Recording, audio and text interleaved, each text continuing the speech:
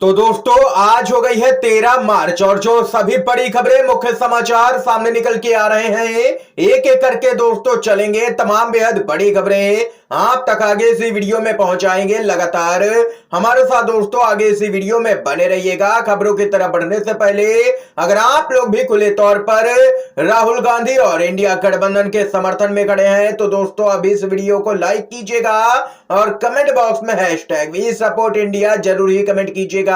पहली बड़ी खबर बताते चलें। एसबीआई ने सुप्रीम कोर्ट के आदेश के मुताबिक चुनाव आयोग को इलेक्टोरल बॉन्ड से संबंधित आंकड़ा भेज दिया है।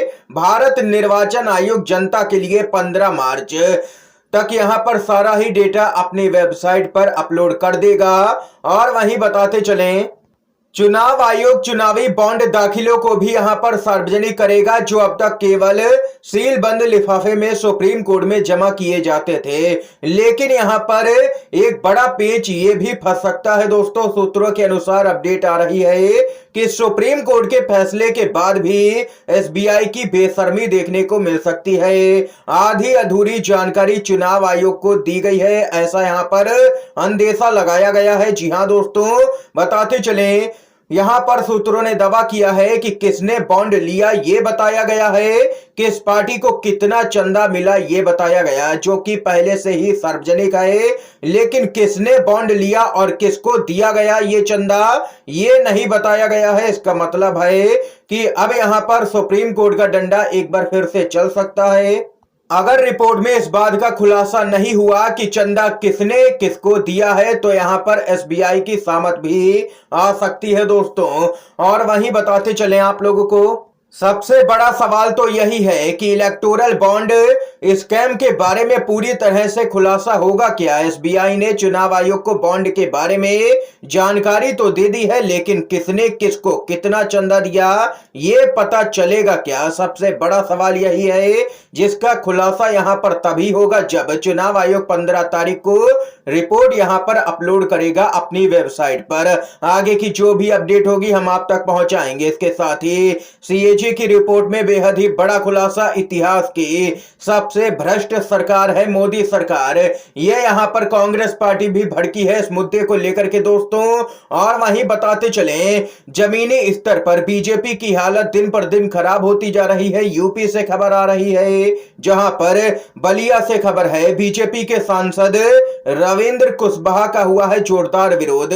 सिकंदरपुर में चुनाव प्रचार करने पहुंचे थे बीजेपी के सांसद रविंद्र कुशवाहा को ग्रामीणों ने यहां पर खदेड़ा है। उनको यहां पर गांव में आने से रोका गया है। लोगों ने सांसद से 5 साल का हिसाब किताब मांगा है। 5 साल आप कहां थे सांसद जी, ये यहां पर कहना है ग्रामीणों का। जोरदार तरीके से बीजेपी के सांसद का हुआ है विरोध।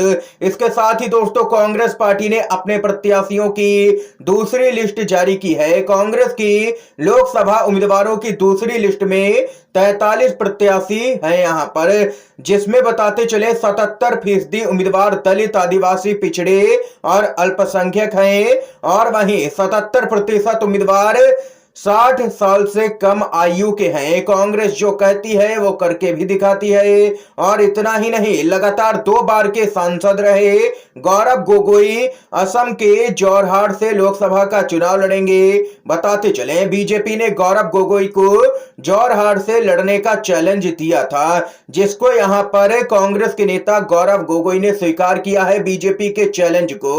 और वहीं जिसके बाद यहां पर पीएम मोदी को भी कांग्रेस के नेता उदित राज ने चुनौती दे दी है कि मोदी जी को वायनाड से राहुल गांधी के सामने चुनाव लड़ना चाहिए। ये यहां पर उदित राज ने चुनौती दी है। और वहीं राहुल गांधी का बड़ा बयान सामने निकल के आया।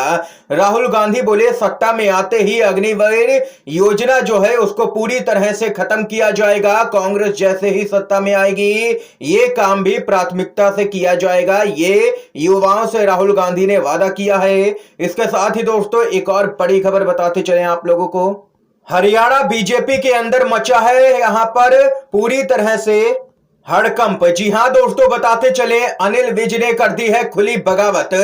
नई सरकार का गठन भले ही हो गया है, नायाब सिंह सैनी ने मुख्यमंत्री पद की शपथ ले ली है, लेकिन बीजेपी की मुश्किलें बढ़ गई हैं। अब यहां पर नायाब सिंह सैनी को बहुमत साबित करना है, लेकिन खबर आ रही है कि अनिल विज नाराज हो गए हैं। हरियाणा में नई सरकार बनते ही अनिल विज ने बदली है एक्स की प्रोफाइल।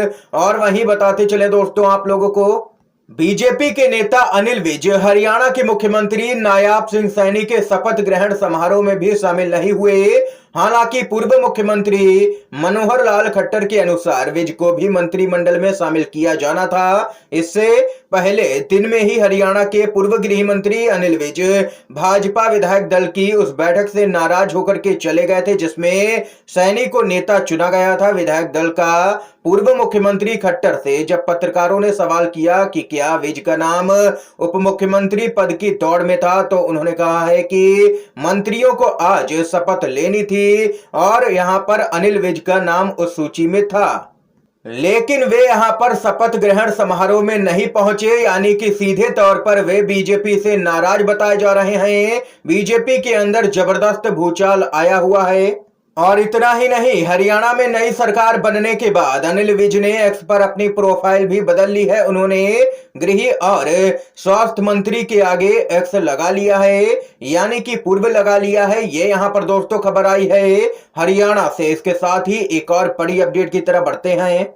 सूत्रों के हवाले से बेहद ही बड़ी खबर, पश्चिम बंगाल में लगेगा बीजेपी को बड़ा झटका। इंडिया गठबंधन के आगे बीजेपी की बुरी हालत होगी।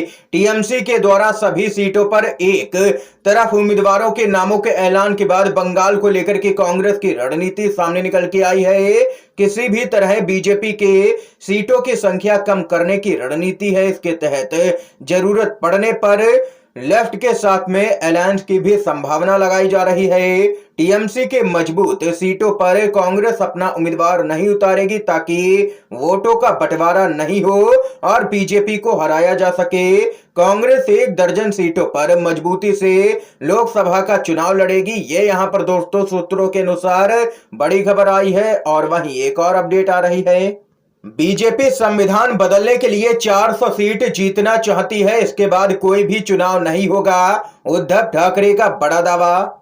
उद्धव ठाकरे ने दावा किया है कि बीजेपी संविधान बदलने के लिए 400 से अधिक लोकसभा सीटें जीतना चाहती है, जिसके बाद देश में कोई भी चुनाव नहीं होगा। एक रैली को संबोधित करते हुए उन्होंने कहा है कि जनता को उस खतरे के बारे में जागरूक होना चाहिए जिसका वे सामना कर रहे हैं। ठाकरे ने आरोप लगाया है कि बीजेपी 400 से अधिक लोकसभा सीटें जीतने की बात कर रही है। वे देश के विकास के लिए 400 सीटें नहीं जीतना चाहते हैं, वे देश के संविधान को बदलना चाहते हैं। बाबा साहेब आम्बेडकर ने जो संविधान दिया, जिस पर मैंने मुख्यमंत्री के रूप में शपथ ली, मोदी ने प्रधानमंत्री के रूप में शपथ ली, वे इसको ही बदलना चाहते हैं।